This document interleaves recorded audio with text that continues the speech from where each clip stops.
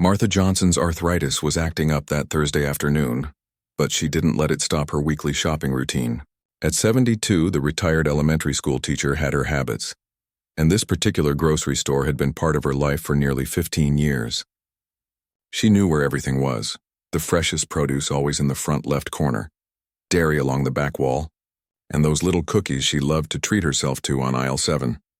The automatic doors whooshed open, releasing a blast of cool air that was a welcome relief from the sweltering heat outside. Martha adjusted her colorful headscarf and grabbed a small shopping cart.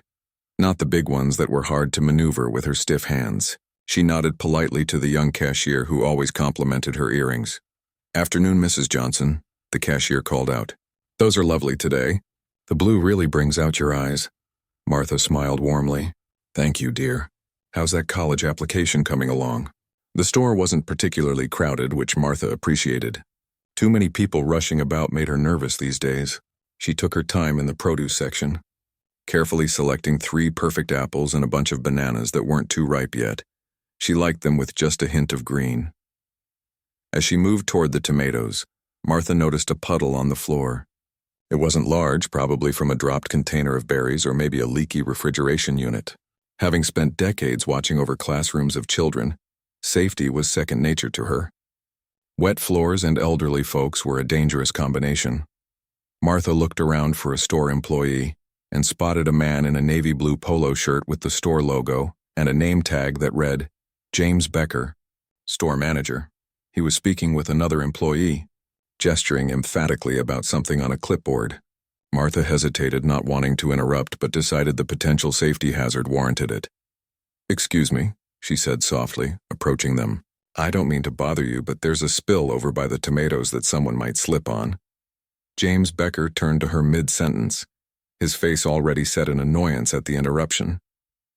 He was in his 40s with thinning hair and a perpetual frown that seemed etched into his face. Martha had seen him around the store before but had never spoken to him directly. "I'll get to it when I can," he said dismissively, turning back to his conversation. Martha, thinking perhaps he hadn't understood her concern, gently added, "I'm just worried someone might fall. There are quite a few older folks who shop here." James spun around again, this time his clipboard slapping against his leg. "Look, lady, we're understaffed today." I said I'll get to it. His voice had risen enough that a few nearby shoppers glanced over. Martha took a small step back, surprised by the hostility. "I understand you're busy. I thought maybe you could just put up one of those yellow caution signs until... Are you telling me how to do my job?" James cut her off, his face reddening. "Did you make that mess? Is that why you're so concerned about it?" The accusation caught Martha completely off guard. "No, of course not. I just noticed it and you people always want special treatment," James muttered. Just loud enough for Martha and those nearby to hear. Martha felt her chest tighten at the implication behind "you people." She'd heard those words before, many times over her long life, and they never meant anything good. Still, decades of dealing with difficult parents and school administrators had taught her to stay composed. "I'm simply concerned about safety," she said with quiet dignity. "There's no need for..." The slap came so suddenly that Martha didn't even see it coming. James's open palm connected with her cheek with enough force to knock her headscarf slightly askew. The sound echoed through the suddenly silent produce section. Martha's hand flew to her face, more in shock than pain, though the sting was immediate. For a moment no one moved. Even James seemed surprised by his own action. Then he scoffed, turned on his heel, and stormed away toward the back of the store, leaving Martha standing alone, one hand on her cart for support, the other pressed against her burning cheek. "Ma'am, are you okay?" A young stock boy rushed over, horror on his face. "I'm so sorry, he shouldn't have..." Martha couldn't find words. In all her 72 years through the civil rights movement, through decades of subtle and not so subtle discrimination, no one had ever physically struck her. She felt tears forming but blinked them back. She wouldn't give that man the satisfaction. What Martha didn't know, couldn't have known, was that among the stunned onlookers was a woman in her 50s, dressed in casual clothes with no hint of her executive position. This woman had been moving slowly through the store, notepad in hand, occasionally jotting down observations or taking discreet photos with her phone. And now this woman was walking briskly toward Martha, her face a mixture of rage and concern. Martha also couldn't have known that within 2 minutes, the entire management team of this store would be called into a meeting they wouldn't walk out of with their jobs intact. She couldn't have known that the woman hurrying toward her wasn't just any concerned shopper. She was Diana Williams, the newly appointed regional director of operations for the entire supermarket chain. And Diana Williams wasn't just a powerful executive witnessing an assault in one of her stores. She was Martha Johnson's daughter. The stock boy was still apologizing profusely when Diana reached them. To anyone watching, it just looked like another customer coming to check on the elderly woman who had just been assaulted by the store manager. No one could see Diana's heart pounding in her chest, the way her hands trembled with suppressed fury, or how desperately she wanted to chase after James Becker and return the favor. Instead, Diana took a deep breath and touched Martha's arm gently. "Mom," she said quietly, "are you hurt?" Martha's eyes widened in recognition, momentarily forgetting the sting on her cheek. "Diana, what are you doing here? I thought you were in a meeting downtown all day." Diana had planned to surprise her mother later, to tell her about the undercover visits she'd been making to various stores in her region. She never imagined her mother would become the victim of exactly the kind of behavior her secret inspections were designed to uncover. "I'm working," Diana said, her voice steady despite the emotion behind it. "And I just witnessed a fireable offense." She turned to the stock boy, who looked increasingly confused. "Where's the security office?" The young man pointed toward the back of the store. "Past the dairy section, but thank you," Diana said firmly. She turned to her mother. "Can you come with me? Or do you need to sit down?" Martha straightened her back, adjusting her headscarf with dignity. "I'm coming with you. That young man needs to learn some manners." As they walked through the store, Diana used her phone to send a quick text message to her assistant, who was monitoring security feeds from another location. By the time they reached the security office, the head of store security was already pulling up the footage of the incident. Diana introduced herself, showing her company ID. The security officer, a former police officer named Harold, nearly fell over himself apologizing once he realized who she was. "Ms. Williams, I'm so sorry. I was on break when this happened. I just got the call to come back to the office. I want to see the footage from the last 5 minutes in produce," Diana said, her tone leaving no room for argument. "And then I want James Becker and every assistant manager on duty right now in the conference room in 2 minutes. Diana stood with her arm protectively around her mother's shoulders as they watched the security footage. The black and white video clearly showed the entire incident. Martha politely pointing out the spill, James's aggressive response, and the shocking moment when his hand connected with her face. Diana felt sick watching it, but she forced herself to remain composed. "Do you have footage from the last few weeks showing James's interactions with customers?" Diana asked Harold, the security officer. Harold looked uncomfortable. "Yes, ma'am. We keep about 30 days' worth. Has there been anything similar?" Diana chose her words carefully, conscious of her mother standing beside her. Harold glanced at Martha, then back at Diana. "There have been incidents, nothing physical until today, but there have been complaints." "Show me," Diana said firmly. Harold pulled up several video clips, each showing James Becker's interactions with customers. Diana noticed a disturbing pattern right away. When dealing with younger white customers, James was professional, even occasionally friendly. But with elderly customers, particularly those of color, his demeanor changed dramatically. He was dismissive, rude, and in several instances, openly hostile. Martha watched the footage with a sad expression that broke Diana's heart. It wasn't shock on her mother's face, it was resigned recognition. "You've seen this before, haven't you?" Diana asked softly. Martha nodded. "Not here specifically, but yes. Most places get better over time, but there's always someone." She trailed off, then squared her shoulders. "But I've never let it stop me from living my life, and I'm not about to start now." Diana squeezed her mother's hand. "Harold, I need printouts of any formal complaints filed against James or any member of the management team. And I need the conference room prepared immediately." While Harold gathered the requested documents, Diana made a quick call to corporate headquarters. As the regional director, she had the authority to terminate employees. Out it all, Martha sat at a small table in the corner of the break room, speaking individually with employees who had stories to share about James Becker's management style. He would always schedule the older cashiers for the busiest times, then criticize them for being too slow. One cashier in her 60s told Martha, "When I asked for a more balanced schedule, he said if I couldn't keep up, maybe it was time to retire." Another employee, a young man who stocked shelves overnight, shared how James would follow Black and Hispanic employees around the store, checking their work repeatedly while barely glancing at what white employees did. "He always found something wrong with our sections, but never theirs," the young man said quietly. We all noticed, but what could we do? We needed the jobs. By late afternoon, Diana had established a temporary leadership structure and addressed the most pressing operational issues. The store was running smoothly again, though there was a palpable sense of tension as customers continued to ask about the incident they'd witnessed or heard about through the grapevine. Diana found her mother in the store's small cafe area, sipping tea and making notes on a yellow legal pad. Martha's cheek still showed a faint redness from where James had slapped her. "How are you feeling?" Diana asked, sliding into the seat across from her mother. Martha looked up and smiled tiredly. "I've had better shopping trips, but I've had worse days." She pushed her notes across the table. "I've spoken with 17 employees so far. The pattern is consistent.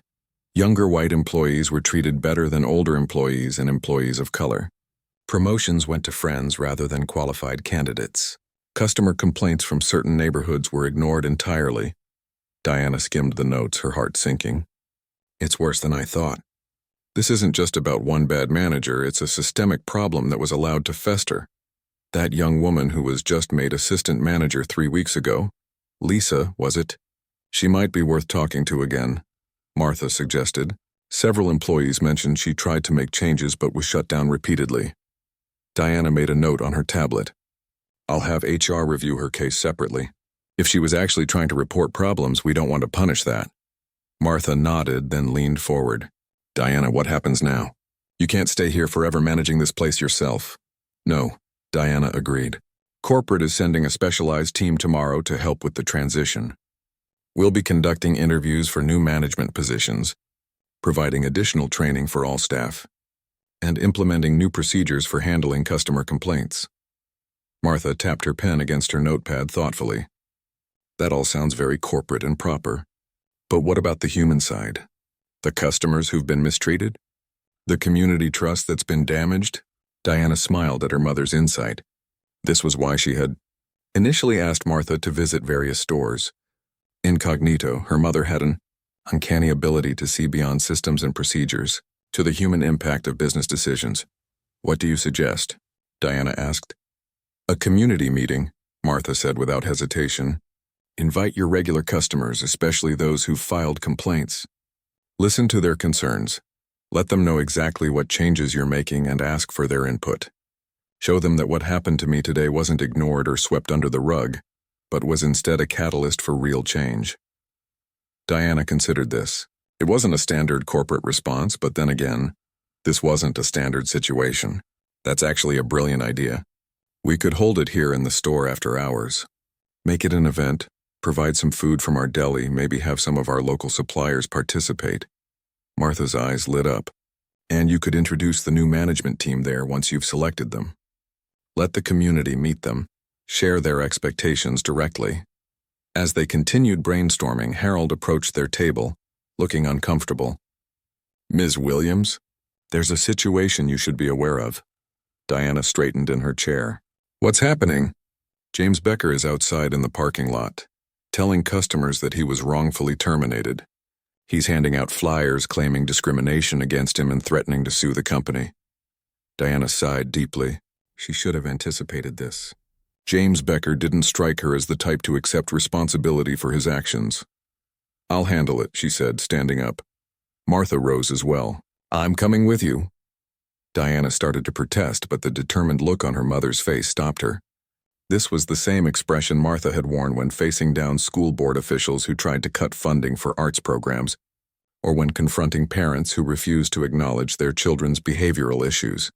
Together, they walked through the store and out into the sunny parking lot. Sure enough, James Becker stood near the entrance, intercepting customers as they approached.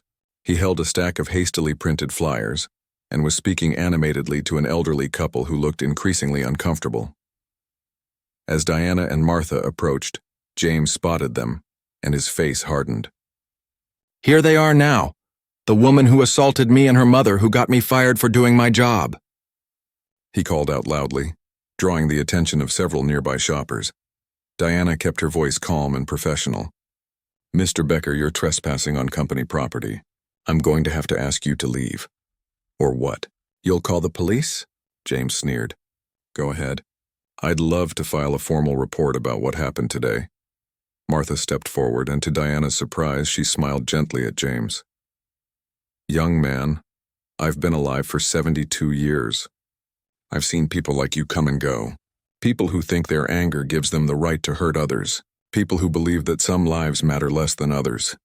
James blinked, clearly not expecting this approach. "I never said—" "You didn't have to say it," Martha continued, her voice carrying clearly in the parking lot. More shoppers had stopped to watch the confrontation. "Your actions spoke for you. Not just today, but in all those complaints that were filed and ignored. In all those employees who were afraid to speak up." She gestured to the store behind them. "That building isn't just a place to buy groceries. It's where our community comes together, where young mothers bring their babies for their first outings, where elderly folks like me might have their only conversation of the day with a friendly cashier, where teenagers get their first jobs and learn what it means to work with dignity." Martha took another step closer to James, who seemed rooted to the spot. "When you disrespect any customer, when you create an environment where some people are treated as less valuable than others, you damage more than company profits. You damage the community itself." The parking lot had grown silent. Even James seemed at a loss for words. Diana moved to stand beside her mother. "Mr. Becker, your termination was fully documented and justified. If you choose to pursue legal action, that's your right. But right now you need to leave this property." For a moment it seemed like James might argue further. Then without a word, he crumpled the flyers in his hand and walked away toward his car.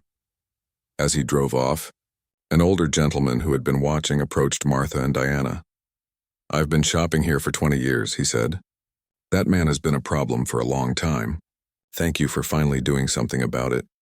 One by one, other customers came forward with similar comments.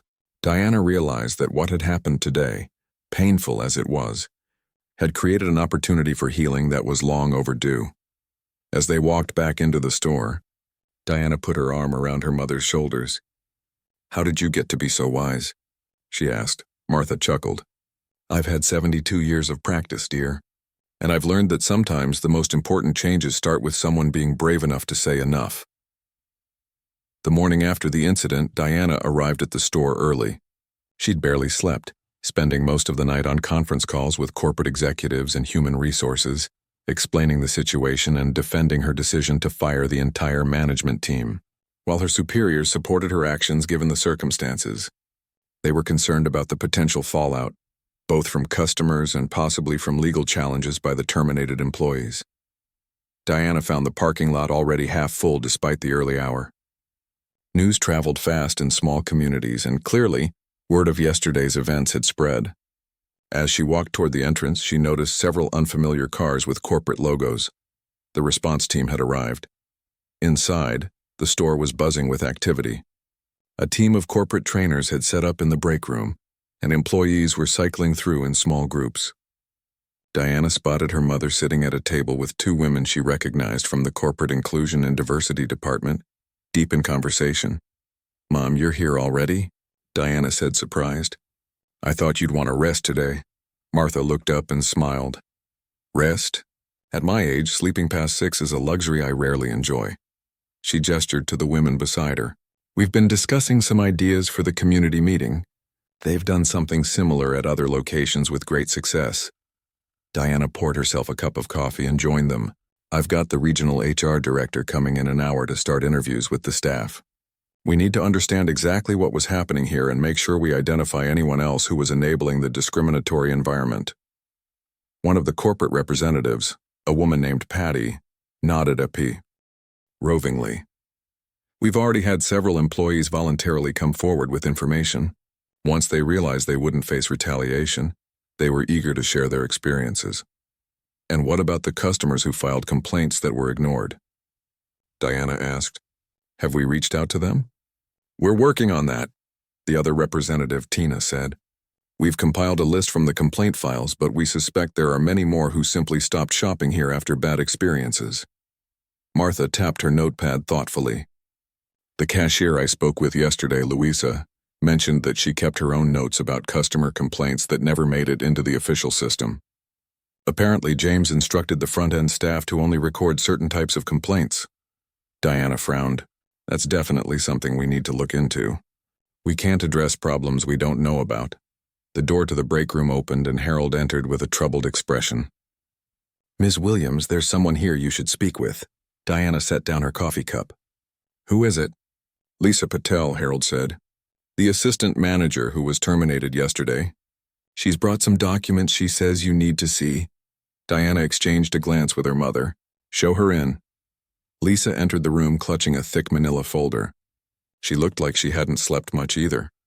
With dark circles under her eyes and her normally neat hair pulled back in a hasty ponytail, she hesitated when she saw the corporate representatives but squared her shoulders and approached the table. Ms. Williams, Mrs. Johnson. She nodded to them. Thank you for seeing me. I know I have no right to ask for your time after yesterday, but this is important. Diana gestured to an empty chair. Please sit down. What documents have you brought? Lisa placed the folder on the table and opened it carefully. Copies of every complaint I received or witnessed during my 3 weeks as assistant manager. The originals were supposed to be filed in the store's system, but James had a different process. She pulled out a stack of papers. These were marked as resolved in the system, but they never actually reached the customers. James would write responses claiming that staff had been disciplined or procedures changed, but nothing ever happened. She extracted another set of documents. These are emails where I raised concerns about how certain customers were being treated. I sent them to district management and HR, but they were forwarded back to James to handle at the store level. Diana felt a cold anger building as she flipped through the evidence. The system had failed.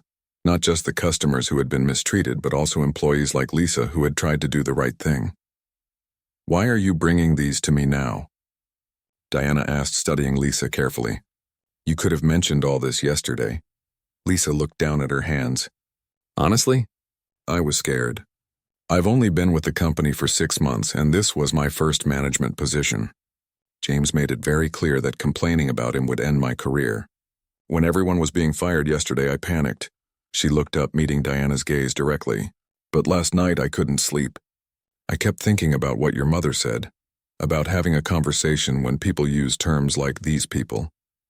I realized I'd been silent when I should have spoken up, and that makes me part of the problem. Martha reached across the table and patted Lisa's hand, recognizing that as the first step toward change. Diana studied the documents more carefully.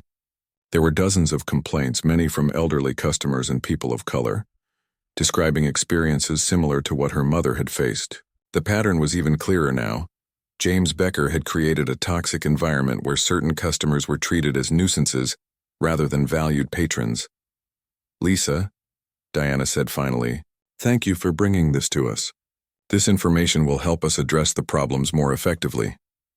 She hesitated, then added, as for your termination, I'd like HR to review your case separately in light of this new information. If you attempted to report these issues through proper channels, that should be taken into account.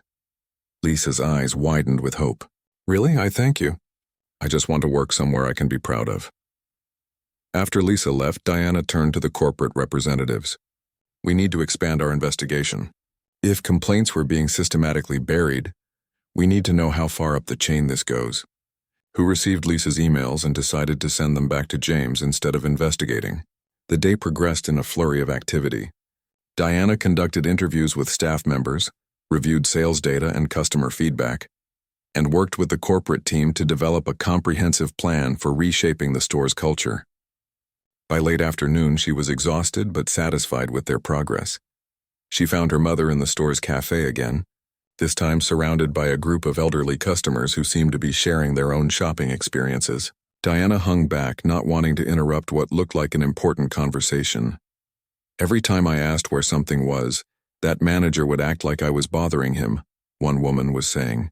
Eventually, I just started going to the other store across town, even though it's further from my home. An older gentleman nodded in agreement. I stopped coming at busy times because the cashiers would rush me, and I can't move as quickly as I used to. Made me feel like I was in the way. Martha was taking notes, occasionally asking clarifying questions. When she spotted Diana, she waved her over. "Everyone, this is my daughter, Diana. She's the regional director who's working to make things better here." The group turned to look at Diana with expressions ranging from skepticism to hope. One woman spoke up immediately. "Are you really going to change things? Or is this just for show because your mother was involved?" Diana appreciated the direct question. "This isn't for show," she said, sitting down with them. "What happened to my mother yesterday was unacceptable. But it was just one incident in what we now understand was a pattern of discriminatory behavior. We're committed to making real changes here." "What kind of changes?" the skeptical woman pressed. Diana outlined the immediate steps they were taking: retraining all staff on inclusive customer service, implementing a new system for handling complaints that would bypass store management if necessary, and completely rebuilding the management team with an emphasis on diversity and community connection. "But the most important change," Diana concluded, "is that we want to listen to you, our customers. We're planning a community meeting next week where we want to hear directly from all of you about how this store can better serve everyone." The elderly gentleman who had spoken earlier leaned forward.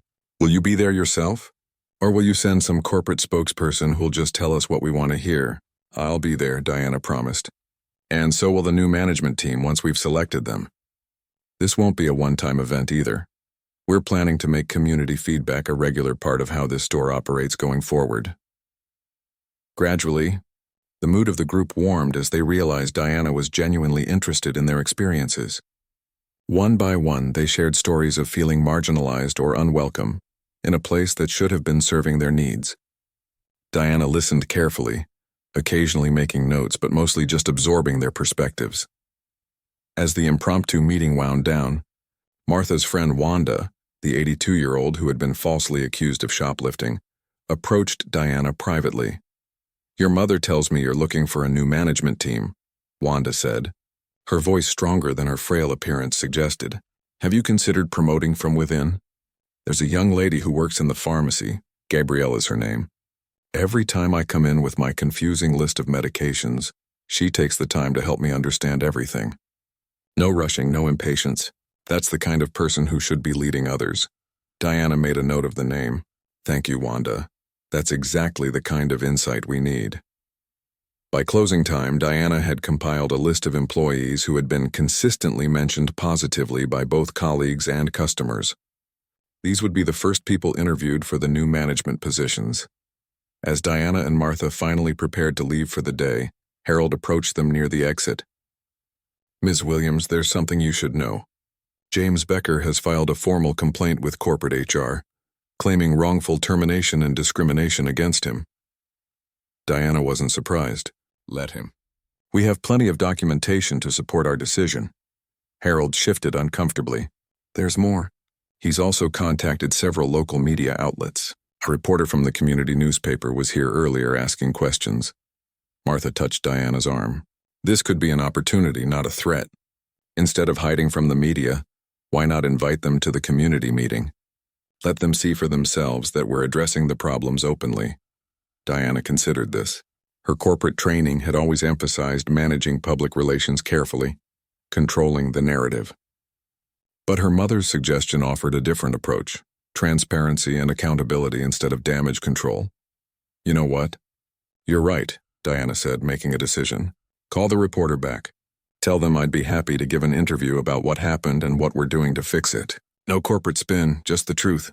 Martha smiled proudly. "That's my girl. Sometimes the best way to handle a difficult situation is to shine more light on it, not less." As they walked to their cars, Diana realized that what had begun as a terrible incident had evolved into something potentially transformative, not just for this store, but perhaps for how the entire company approached community relations and inclusive service. And it had all started because her mother had the courage to speak up about a spill on the floor. "Mom," Diana said as they reached Martha's car, "have I told you lately that you're my hero?" Martha laughed and patted her daughter's cheek gently. "You don't need a hero, Diana. You just need to keep being who you are, someone who stands up for what's right, even when it's difficult." 1 week after the incident that had turned the store upside down, the parking lot was filled beyond capacity. Cars spilled onto the grass at the edges and lined the street for several blocks in each direction. Inside, the store had been transformed. The aisles had been cleared of shopping carts and rows of chairs filled the open space near the front. A small podium stood at the center with a banner above it reading, "Community Conversation Building a Better Store Together." Diana stood near the entrance, greeting people as they arrived. She was surprised by the turnout. They had expected perhaps 50 or 60 people, but it looked like several hundred had shown up. The local newspaper had run a front-page story about what happened to Martha, complete with quotes from employees and customers about the culture of discrimination that had festered under James Becker's management. Rather than damaging the store's reputation, the honest acknowledgement of problems seemed to have struck a chord with the community. "I never expected this many people," Diana whispered to Harold, who was helping direct the crowd. Harold nodded. "Word got around.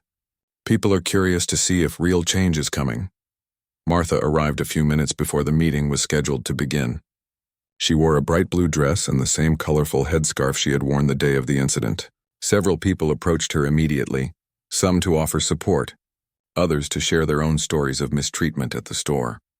"You've become quite the local celebrity, Mom," Diana said when she finally made her way to Martha's side. Martha waved off the comment. "Nonsense. I'm just an old woman who got slapped for pointing out a spill. It's what came after that matters." At 7 o'clock sharp, Diana stepped up to the podium. The crowd, which had been buzzing with conversation, gradually fell silent. "Good evening, everyone," Diana began. "Thank you all for coming tonight. My name is Diana Williams, and I'm the Regional Director of Operations for this company." She paused, looking out at the sea of faces. "1 week ago, my mother came to this store to shop, as she has done for many years. When she politely pointed out a spill on the floor, she was verbally abused and physically assaulted by the store manager." A murmur ran through the crowd. Many had heard about the incident, but hearing it stated so plainly by a company executive was still powerful. "What happened to my mother was unacceptable," Diana continued. "But as we began investigating, we discovered it wasn't an isolated incident. It was part of a pattern of discriminatory behavior that had become embedded in how this store operated. A pattern that made some customers feel unwelcome and devalued." Diana took a deep breath. "I'm here tonight not to make excuses, but to apologize. Our company failed you. We failed to ensure that every customer was treated with dignity and respect. We failed to properly investigate complaints. We failed to listen when both customers and employees tried to tell us something was wrong." The room was completely silent now. Diana could feel the weight of hundreds of eyes on her. But an apology is meaningless without action. So I'm also here tonight to tell you what we're doing to make things right, and to listen to your ideas about how we can do better. For the next 20 minutes, Diana outlined the changes that were already underway: the dismissal of the entire management team, the retraining of all staff, the new complaint handling system, and the creation of a community advisory board that would meet regularly with store leadership.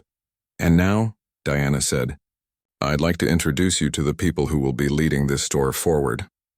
She gestured to a group of people seated in the front row. "Please welcome your new store management team." One by one, the newly appointed managers stood as Diana introduced them. Gabrielle from the pharmacy, now the store manager, 2 assistant managers, one a longtime employee who had been repeatedly passed over for promotion under James's leadership, the other an experienced manager transferred from another location specifically for his track record of inclusive customer service. These individuals were selected not just for their professional skills, but for their demonstrated commitment to treating every person who walks through our doors with dignity and respect. Diana explained. They'll be working closely with our newly formed Community Advisory Board to ensure we're meeting the needs of all our customers. Diana then introduced the members of the Advisory Board, a diverse group that included seniors, parents, representatives from various neighborhoods, and community leaders. Martha, to Diana's surprise, had agreed to serve as the board's chairperson. "Now," Diana said, "we want to hear from you. What specific changes would you like to see in how this store operates? How can we better serve your needs?" For the next hour, community members lined up at microphones placed throughout the room to share their thoughts. Some offered specific suggestions: better lighting in the parking lot, wider aisles to accommodate wheelchairs and walkers, more bilingual signage. Others shared personal stories of how they had been treated in the past, both good and bad. An elderly man with a cane stepped up to one of the microphones. "I stopped coming here 6 months ago," he said in a shaky voice. "The manager, the one who hit that lady, he would follow me around like I was going to steal something. Made me feel like a criminal. I've lived in this neighborhood for 40 years. My wife and I raised our children here. To be treated that way in my own community store." He paused, emotion making it hard for him to continue. "I just want to know it'll be different now." Gabrielle, the new store manager, walked over to him. "Sir, I can't change what happened to you in the past, but I can promise you this. From now on, when you come to this store, you'll be treated with the respect you deserve. And if that ever doesn't happen, I want you to come find me personally." The man nodded, looking slightly embarrassed by the attention, but also moved by the response. A middle-aged woman spoke next. "I'm a single mother with 3 kids. Shopping is always chaotic for me, and I've gotten some really judgmental looks from staff when my toddler has a meltdown. What kind of training will employees get for dealing with families?" One of the corporate trainers stepped forward to explain the new customer service standards being implemented, which included specific modules on assisting families, elderly customers, and people with disabilities. As the evening progressed, Diana noticed something interesting happening. What had started as a forum for complaints was evolving into a genuine conversation about how the store could better serve as a community hub. People were offering to volunteer for events, suggesting partnerships with local schools, and proposing ideas like cooking classes using products from the store. Near the end of the scheduled time, a tall man in a business suit approached the microphone. Diana recognized him immediately. Thomas Reynolds, the company's CEO, who had flown in specifically for this event. "I wasn't planning to speak tonight," Thomas began. "I came to listen and learn, but after hearing all of you, I feel compelled to say something." He looked around the room. "What happened in this store was a failure at every level of our company, including mine. When Diana first brought this situation to my attention, I was shocked, but I shouldn't have been. I should have had systems in place to detect these problems before they reached the point where an elderly woman was assaulted for pointing out a safety hazard." Thomas turned to face Martha, who sat with the other advisory board members. "Mrs. Johnson, I want to personally apologize to you for what you experienced in our store. It was inexcusable." Then he addressed the crowd again. "What Diana and her team are doing here is not a one-store initiative. Based on what we've learned from this situation, we're implementing changes across all our locations nationwide. The community advisory boards, the improved complaint handling system, the enhanced training, these will become standard for every store we operate." A spontaneous round of applause broke out. Thomas raised his hand to quiet it. "Don't applaud yet. Judge us by our actions going forward, not by our words tonight. We have a lot to prove to this community." As the formal portion of the meeting concluded, people lingered, continuing conversations in small groups. The store had provided refreshments, and the atmosphere had transformed from tense expectation to something almost celebratory. Diana found her mother chatting with a group of elderly shoppers, already taking notes about ideas for making the store more senior-friendly. "You found your second calling," Diana teased gently. Martha smiled. "Teaching never really leaves you. Now I'm just educating a different audience about a different subject. Are you sure you want to take on this advisory board role? It's a big commitment." Martha nodded firmly. "Absolutely. What happened to me was unpleasant, but it gave us the opportunity to make real changes. If I can help ensure no one else experiences what I did, it will have been worth it." Diana looked around at the animated conversations happening throughout the store. "I think we're on the right track. People seem genuinely engaged." "Because you did something radical," Martha said. "You admitted the company was wrong, and you invited the community to help fix the problem instead of trying to handle it behind closed doors. That builds trust." A reporter who had been covering the event approached them. "Mrs. Johnson, Ms. Williams, could I get a few more quotes for my follow-up story?" As Martha answered the reporter's questions, Diana spotted Gabrielle, the new store manager, deep in conversation with several customers. She was taking notes and nodding seriously as they spoke, clearly absorbing their feedback rather than simply going through the motions. Later, As the event wound down and the cleaning crew began rearranging the store for the next day's business, Diana found a quiet moment with Thomas, the CEO. "I was surprised to see you here," she admitted. "I know how busy you are," Thomas looked thoughtful. "I needed to see this for myself. When you first told me what happened and what you'd done, firing the entire management team on the spot, I thought you might have overreacted." Diana tensed, prepared to defend her decision, but Thomas continued before she could speak. "I was wrong. After reviewing all the evidence and seeing this community response tonight, it's clear you made exactly the right call. In fact, I'm implementing a company-wide review of all our management practices based on what we've learned here." Diana felt a weight lift from her shoulders. "Thank you for saying that. It wasn't an easy decision," Thomas nodded. "The easy decisions rarely make a difference. It's the hard ones that define us." He glanced across the room to where Martha was still engaged with community members. "Your mother is quite a remarkable woman." "She is," Diana agreed.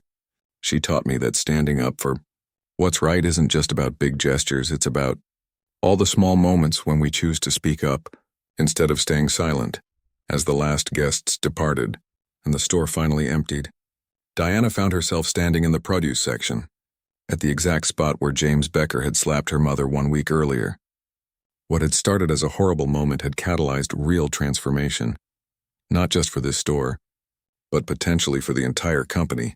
Martha joined her, seeming to understand intuitively what Diana was thinking. "You know what I see when I look at this spot now?" she asked quietly. "What's that?" Diana asked. "The beginning of something important," Martha said, linking her arm through her daughter's. "Sometimes, the most powerful changes start in the most unlikely places, even with a spill on a grocery store floor." Diana smiled and squeezed her mother's arm gently. "And with someone brave enough to point it out."